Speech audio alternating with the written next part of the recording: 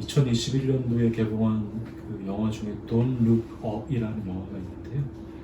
근데 이게 지구 종말에 관련된 영화인데 우연치 않게 두 과학자가 이제 혜성이 지구를 향해서 무서운 속도로 달려오고 있는 것을 발견하고 아주 절박하게 이렇게 외칩니다. 미디어에도 막 외치고, 근데 아무도 안 믿어요. 그러니까 정치인들은 자기의 표를 잃을까봐 그 심각한 상황을 수면 위로 말하기 두려워하고, 언론은 과학자들의 외침을 그저 그런 가벼운 농담이나 이 정도의 수준으로 이렇게 농담처럼 무마해 보입니다. 그 영화를 보면 그 부분 굉장히 답답함이 계속 지속이 됩니다. 근데 저는 성경을 보면서도 그런 답답함이 느껴질 때가 있습니다.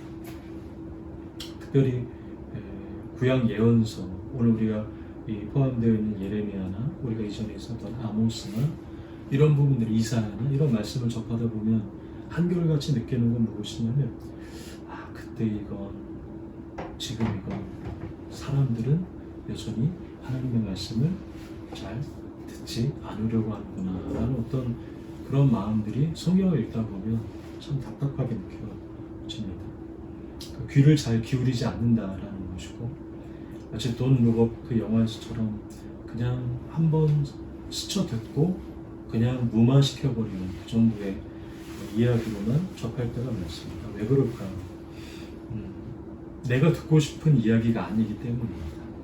그러니까 자신이 듣고 싶은 그 달콤한 말에만 너무 뭐라고 할까요? 깊이 빠져 있다 보니까 예언자들을 통해서 전해지는 하나님의 말씀은 사실 그렇게 달콤하진 않거든요.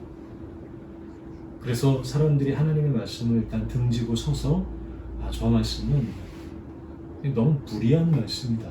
어떻게 우리가 그렇게 할 수 있겠느냐 라고 치부하거나, 혹은 더 그 반대 방향으로 나가서 저거는 이제 완전히 허튼 소리다, 미친 소리다, 그렇게 대하는 이야기를 우리가 성경에 있는 이야기들을 읽을 때 접하게 됩니다. 오늘 우리가 읽었던 본문의 예레미야도 지금 그런 상황입니다. 그래서 예레미야는 눈물로 외치죠. 하나님께 돌아오라. 예루살렘은 이제 곧 무너질 것인데 그때가 이르기 전에 너희는 먼저 회개하라 라고 아주 눈물로 간곡하게 하나님의 말씀을 대언하는 선지자입니다. 근데 역시 사람들은 그 소리에 전혀 관심을 두지 않아요. 그 정도가 아닙니다. 듣기 불편하다고, 그리고 괜히 우리에게 불편한 얘기한다는 이유로 인해서 완전히 귀를 닫아버리고 그런 이야기를 하는 예레미야까지 심각한 위험에 처하게 만듭니다. 그뿐만이 아니죠. 심지어는 하나님까지도 이렇게 조롱을 하게 됩니다. 하나님 말만 하는 분 아닌가? 하나님은 그냥 말만 하는 분이야 라고 하나님을 조롱하는 지점까지 가게 됩니다. 예레미야 17장 15절은 이렇게 이스라엘 백성, 남유다 백성들이 이렇게 하나님에 대해서 조롱하는 부분이 등장합니다. 제가 읽어드립니다. 주님께서는 말씀으로만 유혹하시지 별것 아니지 않느냐. 어디 유혹한 대로 되게 해보시지. 이게 세 번역의 말씀입니다.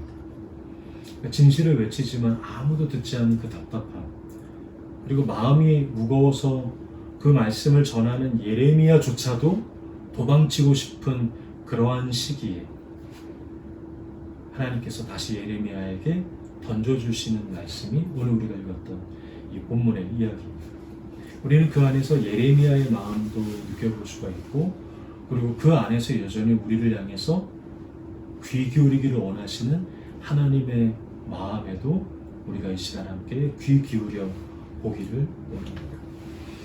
오늘 보면 예레미야 18장 2절에는 다소 지친 예레미야에게, 왜냐하면 그렇게 하나님의 말씀을 전하고 대언했음에도 불구하고 여전히 상황이 하나도 나아지지가 않는 그런 상황을 마주한 예레미야에게 하나님께서 새로운 이야기를 해주십니다. 18장 2절인데요. 18장 2절을 한번 같이 한번 읽어보실까요? 18장 2절입니다. 함께 읽겠습니다. 너는 어서 토기장의 집으로 내려가거라. 거기에서 내가 너에게 나의 말을 선포하겠다. 하나님은 지금 예레미야에게 단순한 명령을 하시는 것이 아니라 토기장이의 집에 가서 토기장이의 모습을 한번 잘 살펴보면 그 안에서 하나님이 비유로 말씀하시는 것을 알게 될 것이다 라고 이야기하십니다. 그러니까 토기장의 모습을 통해서 예레미야에게 무엇인가를 다시금 이렇게 알려주고자 하시는 하나님의 마음인 것이죠. 예레미야가 그 토기장의 집에 가게 됩니다. 토기장이가 토기를 빚는 모습을 보게 돼요. 아마도 물레를 돌리고 그리고 진흙을 빚는 장면을 이 예레미야가 그 집 밖에서 지켜보고 유심히 관찰하게 됩니다. 그 과정은 대략 이렇습니다. 흙을 골라서 아주 깨끗하게 흙을 먼저 그 재료를 잘 준비를 하게 되죠. 그리고 그 흙에 이제 진흙을 만들고자 물을 거기다가 이제 넣게 됩니다. 그리고 나서 그 진흙을 가지고 물레를 돌리죠. 그리고 나서 이 물레를 돌리면서 토기장이는 토기장이의 손으로 조심스럽게 이 그릇을 자기가 생각하는 그릇의 모양대로 빚어가기 시작합니다. 그런 이 토기의 공정의 과정을 쭉 예레미야가 보면서 처음 시작이 보잘것없는 흙 한 덩어리였는데 이 흙 한 덩어리가 이토록 토기장이의 이 공정을 거쳐서 하나의 아름다운 그릇이 되어가는 과정을 그냥 하나님이 지켜보게 하시는 것입니다. 그러면서 하나님께서 예레미야에게 보여주시고자 하는 중요한 가르침이 무엇이냐면 내가 바로 토기장이다. 하나님이 토기장이시고 너희가 토기장이의 손 안에 있는 진흙과 같은 존재다 라는 사실을 밝히 말씀하십니다. 18장 6절인데요. 제가 한번 읽어드리겠습니다. 이스라엘 족속아 이 토기장이가 하는 것 같이 내가 능히 너희에게 행하지 못하겠느냐. 너희가 내 손에 있느니라. 개역개정으로 읽어드렸는데 하나님이 토기장이의 이심을 말씀하시면서 내가 토기장이처럼 너희들을 주관한다는 사실을 하나님이 밝히 말씀하시는 것이죠.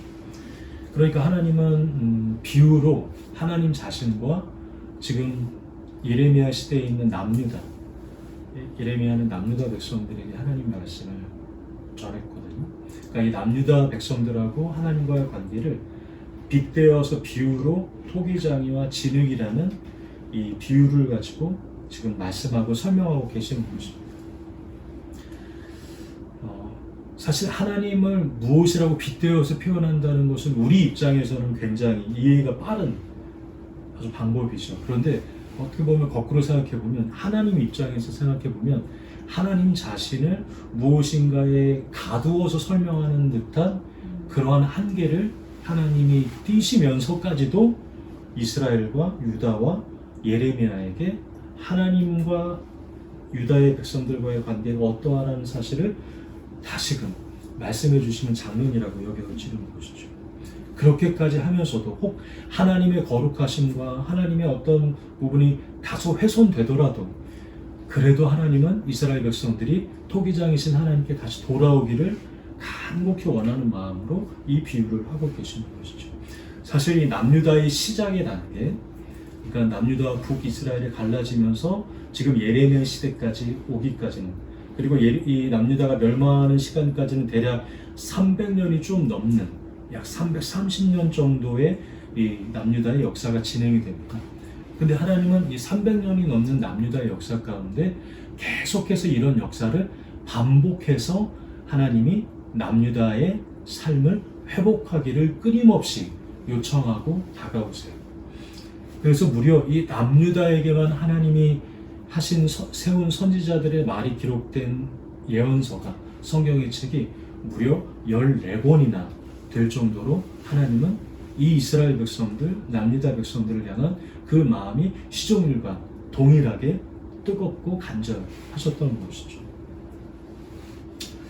왜 그랬을까? 분명히 거부하고 등 돌리고 넘어지고 하나님을 조롱하고 이 실수가 계속 악순환되었음에도 불구하고 하나님은 이 실수를 마치 모르는 것인 것 마냥 자신의 거룩함을 훼손시키면서까지라도 하나님의 손길 안에서 내가 너희를 끊임없이 다시 빚어가겠다라고 초청하고 말씀하고 계시는 거죠.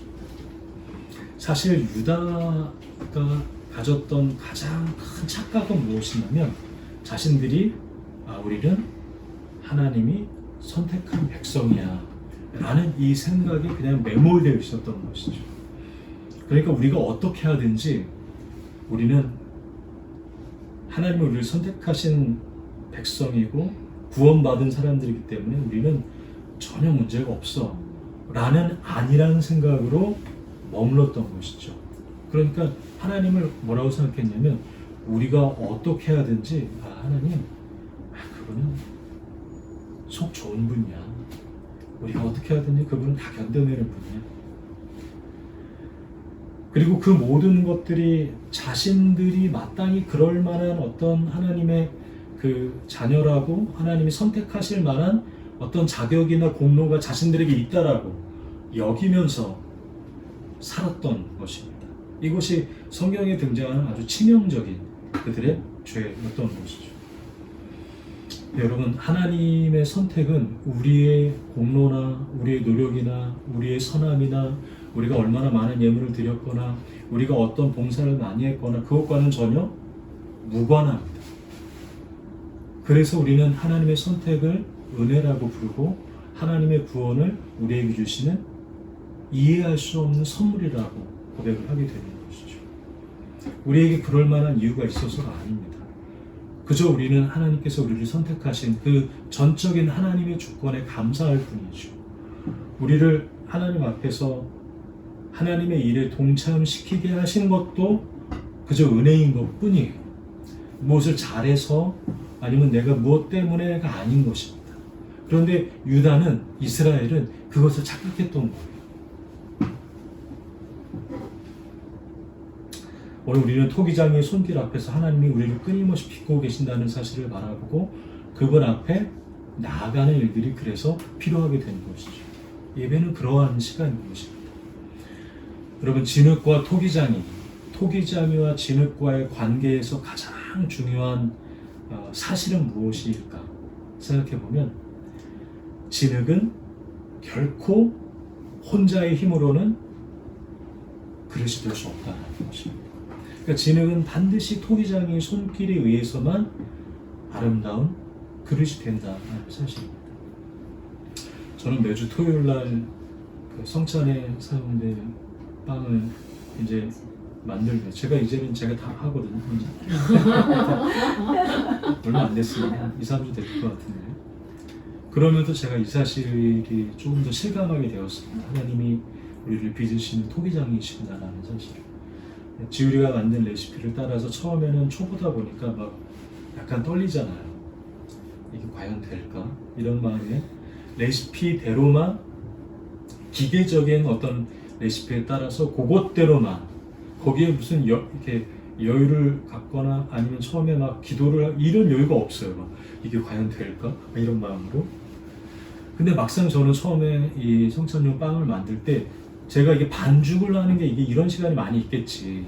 먼저 직접 이런 시간이 많이 있겠지라고 생각했는데 막상 해보니까 제가 손으로 그거를 만지고 반죽하는 시간은 지극히 적고 거의 대부분의 시간은 무엇이냐면 기다리는 시간, 발효하는 시간, 부풀어 오르는 시간. 그러니까 이 빵 자체에서 일어나는 그러한 과정과 시간들이 전체 시간의 절반 이상이 더 포함되었던 것이죠.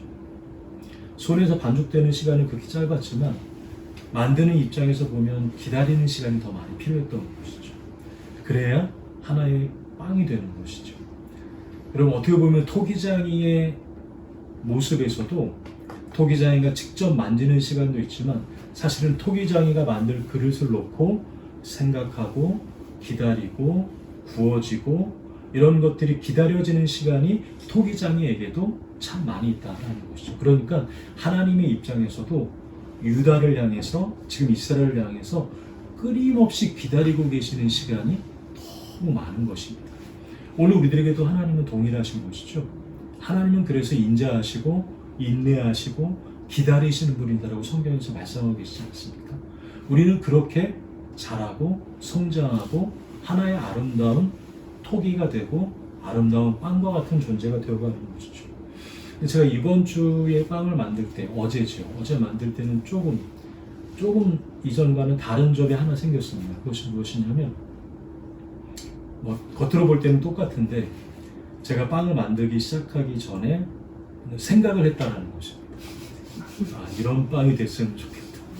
이렇게 여기가 약간 볼록 올라오고, 어떤 거 지난주는 너무 이렇게 흘러내려가지고 앞머리처럼 빵이 예수님 앞머리처럼 이렇게 되어왔는데, 오늘은 그것보다는 좀 여기가 볼록 되었으면 좋겠다는 그런 어떤 이 빵을 만드는 사람으로서 기대를 가지고 그렇게 기도를 하게 됐어요. 하나님, 제가 오늘 빵을 만드는데 여기가 볼록 올라가서 누구나 봐도 좋은 성찬용 빵이 되었으면 좋겠습니다. 그래서 빵에 대한 어떤 제 마음을 이렇게 좀 집어넣었다라고 하면 그렇지만 그런 마음을 가지고 시작을 하게 되었습니다. 정성스럽게 만족하고 그리고 나서 기다리는 시간을 통해서 빵이 나왔습니다. 마음을 넣어서 저는 더 예쁘게 나올지 알았는데 지난주보단 낫습니다. 흘러내리진 않았어요.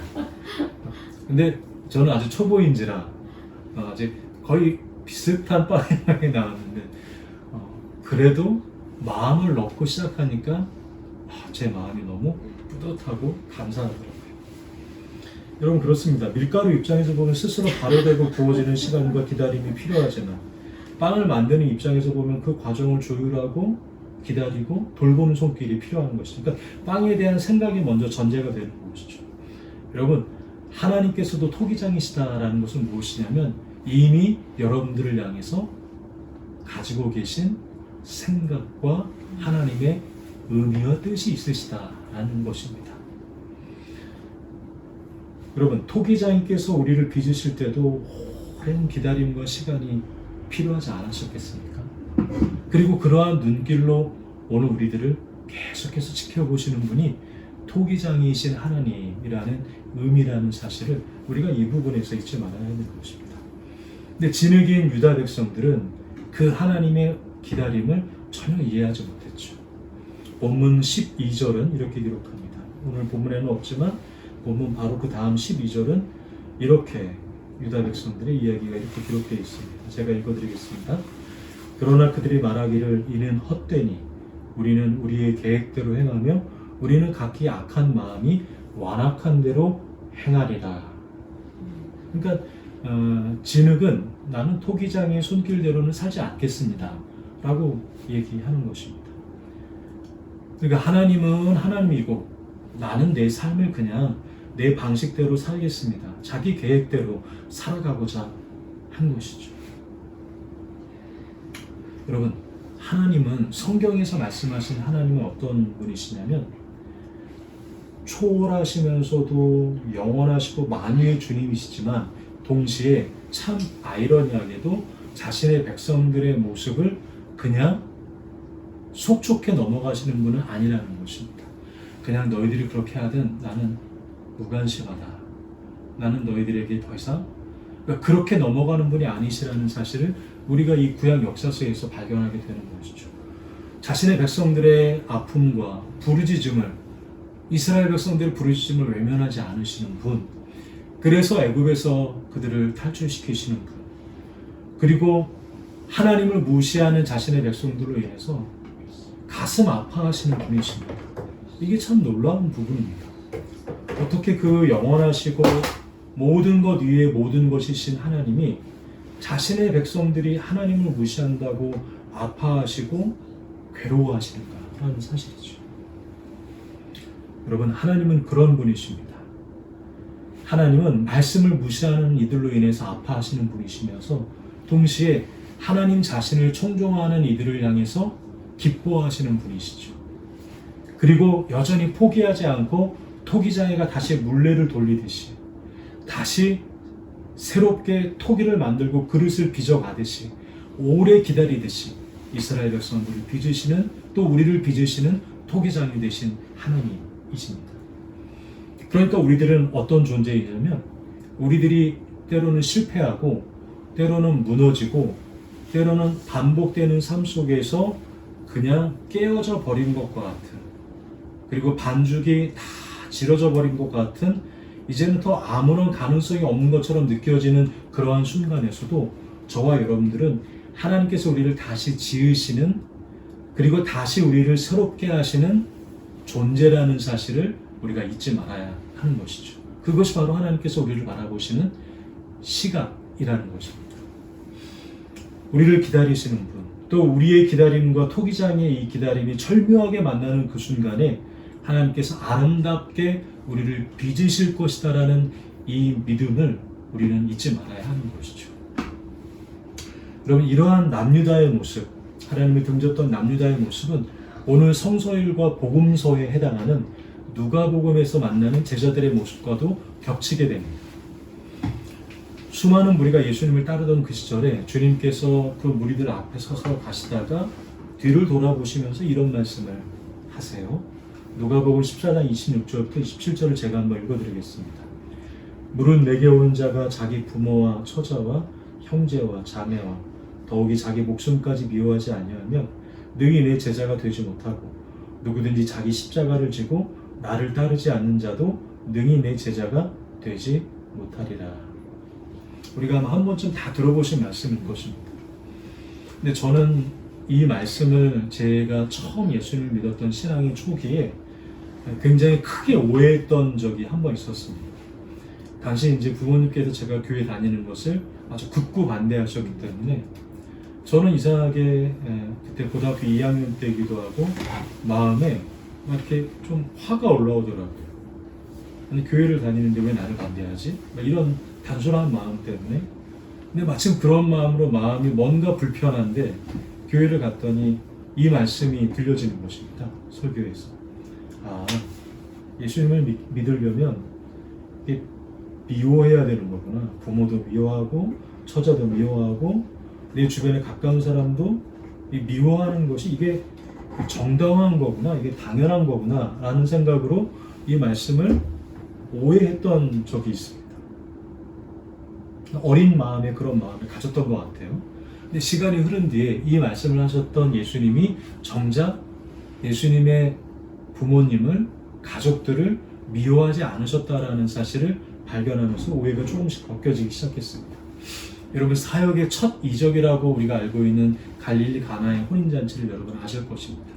근데 여러분, 이 갈릴리 가나의 혼인잔치, 그러니까 물을 포도주로 바꾸신 일도 그 일을 시작하게 된 계기가 어떻게 되냐면 어머니 마리아의 권면을 따라서 예수님께서 이루신 기적이었던 것이죠. 그리고 마지막 일이라고 우리가 얘기할 수 있는 십자가 아래에서도 예수님의 모습이 어떠하냐면 어머니 마리아를 어떻게 하냐면 자신의 제자인 요한에게 부탁하는 장면이 기록되어 있습니다. 그리고 이 요한을 또 어머니에게 부탁하는 장면도 등장하죠. 그러니까 예수님은 처음도 그렇고 마지막도 그렇고 한 번도 자신의 부모나 가족을 외면하거나 등 돌리거나 미워하거나 배척하지 않았다라는 사실을 알 수가 있는 것입니다. 이 누가복음, 읽었던 누가복음에서 이 미워하다라는 말의 이 단어가 무엇이냐면 미세오라는 단어인데요. 헬라어 미세오라는 단어인데 이 미세오라는 단어가 주로 구약에서 어느 부분에서 쓰였는지를 찾아보았더니 지혜서, 그러니까 시가서, 시편이라든지 그 다음에 잠언이라든지 전도서라든지에서 보면 이 미세오라는 말이 등장하는데 그 의미가 무엇이냐면 더 중요한 것을 선택하다라는 의미로 이 미세오라는 단어가 많이 사용되었던 용법을 발견하게 되었습니다.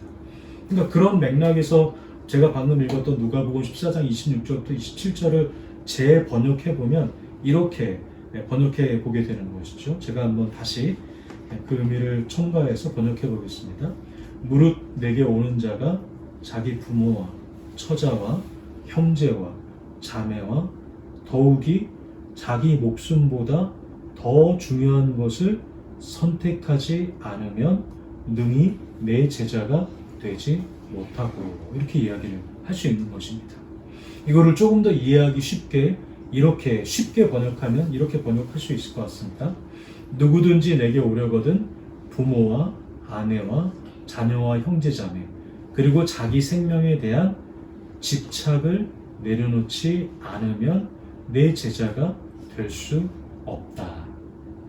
이런 식으로 여러분 무엇이 우선순위인지를 우리가 이 말씀을 통해서 구분하게 되는 것이죠. 사실 우리는 종종 그 사랑이라는 이름으로 집착을 행할 때가 참 많이 있지 않습니까?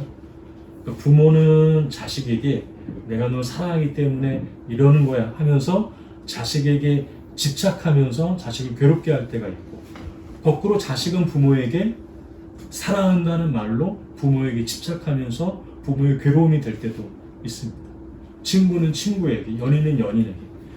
근데 다 물어보면 저마다 다 사랑이라고 얘기를 하는데 곰곰이 보면 사실은 서로 얽힘 속에서 사로잡혀 머물 때가 참 많다라는 것을 발견하게 됩니다. 그래서 때로는 이 얽힘이 사랑인 것 같고 사랑이 얽히는 것, 이게 헷갈리는 그러한 때가 우리에게도 다가오는 것이죠. 근데 여러분, 이러한 붙듦, 이러한 사로잡힘, 이러한 얽힘은 결코 우리가 사람에게만 해당되지가 않습니다. 사물에게도 해당되는 것이죠. 소유나 물질에게도 마찬가지입니다. 쉽게 우리가 그것에 마음을 빼앗기는 경우가 많기 때문이죠. 물론 여러분, 돈이라든지 재물이라든지 이러한 소유가 우리의 삶에 꼭 필요하고 유익한 것입니다. 그것들을 부인할 수 없는 것이죠. 그런데 여러분, 주님을 따르는 이들에게 예수님이 돌아보시면서 하시는 말씀은 무엇이냐면,